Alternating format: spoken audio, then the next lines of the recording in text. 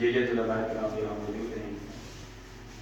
مولانا افضل غنی جی صاحب خود بھی ہیں اور خود درویش فقیر آرمی سے ریٹائر کے علامہ ظفر اقبال حقانی صاحب تقریباً 30 سال کا عرصہ بیت گیا. یا زید 34 یا 34 سال اس فتح میں دین مصطفیٰ صلی اللہ علیہ وسلم کی ترویج کے لیے کام کر رہے ہیں. علامہ محمد سعید قادری صاحب فاضل ریشی اپنے انداز میں ان کا ایک بہت منفرد انداز ہے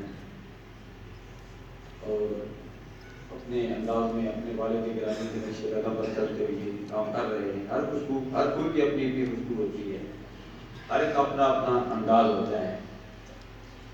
جب میں یہاں پہنچا تو مجھے جانشین فرید الملت صاحبزادہ حافظ محمد نذیر قادری صاحبزادے کہتے ہیں خوشبو لگاؤ گے، تو مجھے یہ بات بڑی پسند آئی. میں نے کہا پھر خوشبو لگانی ہے دینی ہے تو پھر پوچھنا ہے کیا کہ خوشبو لگاؤ.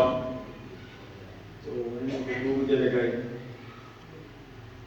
یہاں کی خوشبو ہوتی ہے، مدینہ طیبہ کی خوشبو ہے.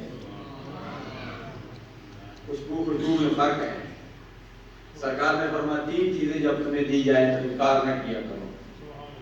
فرمایا خوشبو جب دی جائے تو انکار نہ کرو، دودھ دیا جائے تو انکار نہ کیا کرو.